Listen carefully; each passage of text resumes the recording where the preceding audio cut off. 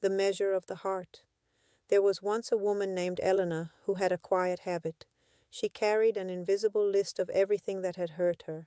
She didn't write it down. She didn't speak about it out loud.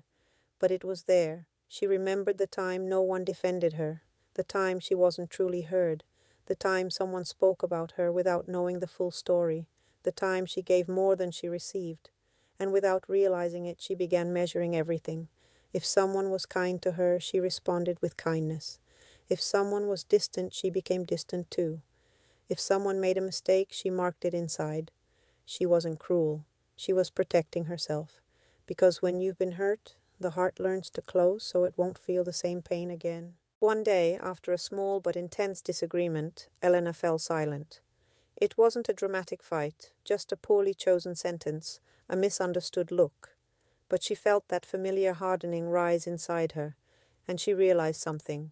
She was tired of measuring, tired of calculating how much she gave and how much she received, tired of carrying quiet judgments. She sat alone and asked herself, what if living wasn't about constantly evaluating? What if I could choose another way? Because judging is easy. It's fast. It gives us a sense of control. But understanding is deeper and far more human. We rarely know the full story of someone else. We see an attitude, but not the fear behind it. We see a sharp response, but not the exhaustion underneath. We see a mistake, but not the inner struggle.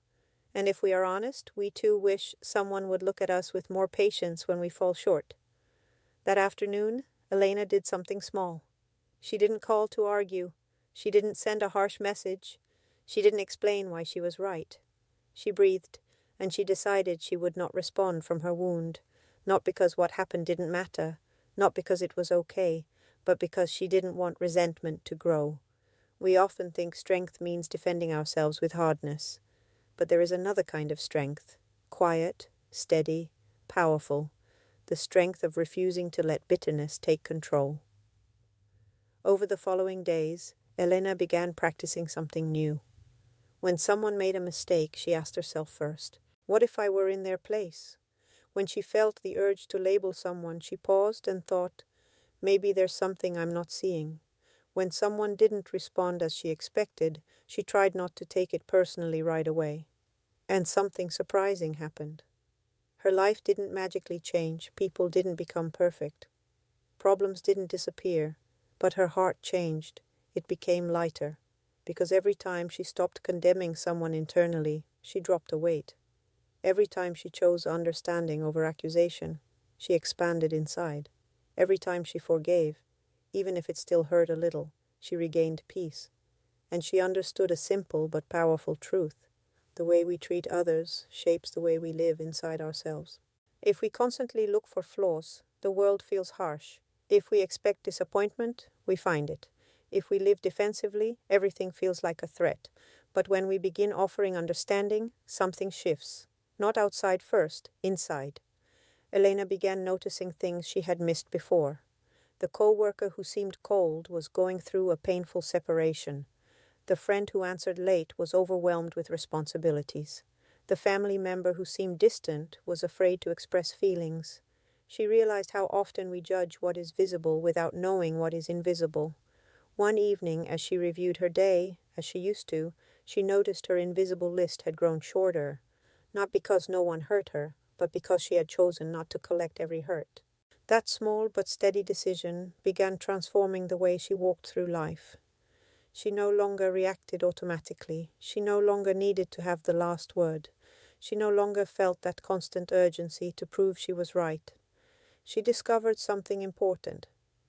Being right does not always bring peace.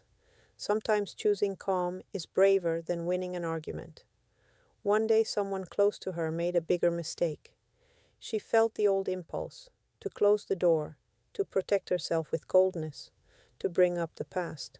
But instead, she said something simple. I need time to process this, but I don't want this to break us. She was firm. She was honest. But she was not cruel. And in that difference, everything changed. Understanding does not mean allowing everything. It means refusing to react from resentment. Elena began living with a new measure, a wider one, a more generous one, a more conscious one, not because people always deserved it, but because she deserved peace. Over time, she noticed something beautiful. When you change the measure you use, what you receive changes too. Conversations became more sincere. People felt safer opening up. Conflicts no longer escalated so quickly. It wasn't magic. It was choice. The choice not to feed every wound. The choice not to turn every mistake into a permanent sentence.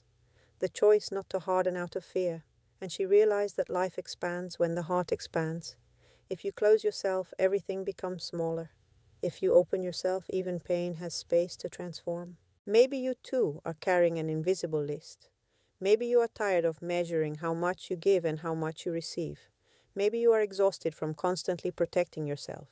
Today you can do something simple. Pause before reacting. Listen before responding. Ask before assuming. Forgive something small you've been holding on to. Not because the other person is perfect, but because your peace matters more than being right. In the end, the measure we use with others becomes the measure of our own inner life. If you measure with hardness, your world becomes rigid. If you measure with generosity, your world becomes spacious. And that is the quiet truth of this story. When you choose understanding over condemnation, you don't just change a relationship, you change the way you live. Elena did not stop feeling. She did not stop setting boundaries. She did not stop protecting her heart. She simply stopped hardening it. And in that small decision, she found something she had been searching for all along: peace. Thank you for staying until the end. If this story touched your heart, subscribe and help me grow and reach more hearts.